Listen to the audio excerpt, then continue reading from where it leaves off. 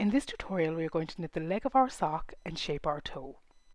At this stage you will have had all of your instep stitches will equal the number of stitches that you have in your sole, and you'll have all of your shaping done as well.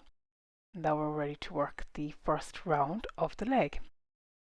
So in this case we're working in stocking stitch, so there isn't really anything that special about this. It's all of your rounds worked in stocking stitch. Of course, if you are working as per previous tutorials, if you're working continuing a pattern, etc., you will incorporate that into your round. Now the one thing I will show you here though that is quite useful is if you place a marker after you've just done the first round, placing that marker just after you've done that round means that you can then tell how many rows you do exactly in your foot, and that's important for matching to your socks. As we see in this one, there's the marker that I placed at the left hand side is the one similar to what I've placed just now, and I know that I'm going to need to knit the same number of rows for my next sock. So it's really handy, particularly if you get second sock syndrome, you have an exact number of rows in mind, and it means that you're likely to knit. Well, I find myself knitting more quickly when I know exactly how many rows I have to do, rather than kind of just knitting an unknown number of rows. So that's just a little tip. You don't have to do it, but it's just something I find quite handy. At this point as well, you'll have measured your foot to make sure you have the right fit, and the length of your foot is the desired length, and in the pattern you'll see that you are to knit to a certain length before that, and you knit that from the back of the heel, so that's all the way the full length of the knit sock. So now we're ready to knit on, and there isn't anything special about the foot except that it is just knit in stocking stitch rounds, slipping all of the markers as you come to them. And once I've that done, I'll be back and I will show you, we will work on the toe shaping. So just finishing the last round of the sock before we come to the toe shaping. I would say that this is where Sock Wonder is more fiddly than other needles, and I often change to double pointed needles at this point because they're not the best needle in the world for working a toe. But we're going to show you how to do it because sometimes you don't have all the needles you want when you want them. So the first thing I'm going to do is I'm going to talk about where the shaping takes place. So you have at one side, you have the instep stitches which are on the top, and you have your sole stitches which are on the bottom. And you'll see the two markers that we placed earlier, your start and end of insteps markers, and that is where the shaping takes place. So it takes place on both sides of the sock at those markers. So your decreasing takes place on the left and the right and above your toes. It takes about the first 2/3 are worked as a decrease round, then a knit round, decrease round, knit round, and then the last ones where your shaping comes in more quickly is just decrease rounds. We'll cover that, that's all covered in the pattern for this, and what I'm going to do now is I'm going to show you, I'm going to work the first decrease round so that you can see that on the short circular needles. So we're now ready to work our first decrease round. Make sure we put our marker back in because you still need to know where the center of round is for now. Now the decreasing takes place based on the markers. So the first thing you're going to do is you knit to 3 stitches before the start of instep marker. And this is all detailed in the pattern. Then you're going to knit the 2 stitches here together as your first decrease. So that's by inserting your needle into the 2 stitches as if to knit them, and then knit them together.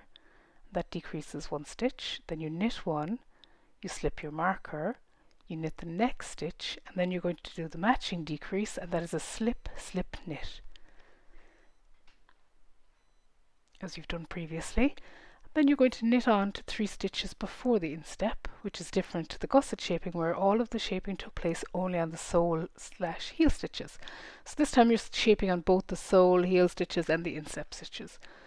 So now I'm going to knit the 3 stitches before that marker, and I'm going to do the other side decreases.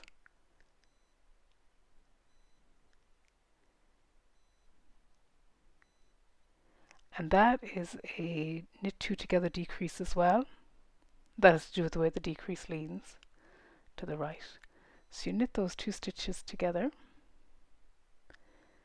knit 1, slip your marker, knit another, and then you're going to do a matching slip, slip, knit here, and this is what creates the correct leaning in your stitches.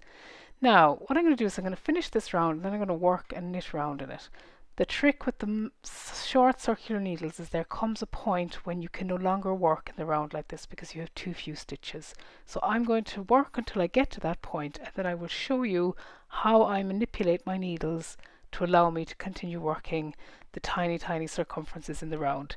I won't lie, it's definitely fiddly, but it is worth knowing how to do. So I will go away and I'll be back shortly. Before I do that, I just want to show you what it looks like after I've worked both a decrease and a plain knit round. And you can see that the shaping is taking place down along both sides on the marked sides of it. And that's just to show you the decreasing. So now once you've worked a number of decrease and plain rounds, you're on to needing to manipulate the needle to continue. What I do is I bunch up all of my stitches. It's at about 32 stitches for me on the double knitting, and it's a higher number for the 4-ply for the 2.5mm sock wonder. So what I do is I bunch up all my stitches, I get them lined up on the small needle on the left hand side, and then as if I were doing magic loop, I take my needle and I twist it around to go in, and I will not lie, it is fiddly, but it is useful because you never know when you're only going to have one needle, so it's worth doing. So you keep them nice and tight in as if you were making a magic loop stitch, so you want to stay well into the cable so that it doesn't go baggy on you. Now you're just going to continue using the cable and the end of the needle to give you a little bit of leverage on it because the needle is small in itself and it is a tight little circle at this stage. So you move it over, try not to let your stitch marker stop you, and then you're just going to knit two together as you were doing normally. So you're trying to do two things at the same time here. You are manipulating your needle and continuing to work your decreases for your sock. But there isn't anything, once you get used to it, it's fiddly but useful. I would definitely have moved to double pointed needles at this point. But I want you to see all of the different ways of doing this.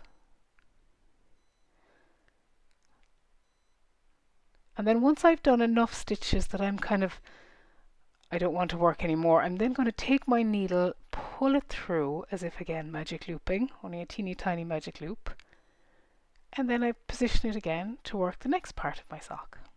And you can see the circumference is getting smaller and smaller as you go. So I'm going to continue on and I'm going to be back once I am down to the last row. And then you'll see what really fiddly is. So I'm now working the very last round, the very end of my last round of shaping. So it's a knit one, a slip slip knit. You're definitely fighting the needle at this stage. And you're just going to come back to the start of the round.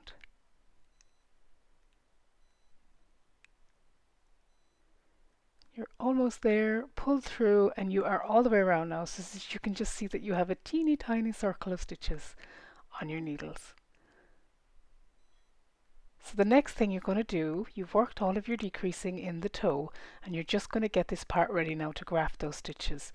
So the first thing that you do is you knit the last 4 stitches on the underside, on the sole stitches of your sock. You knit those on to make sure that they've been worked and that your yarn is at one side of the sock. So you just knit those stitches, you don't do any shaping in these. And then you can remove this instep marker as well.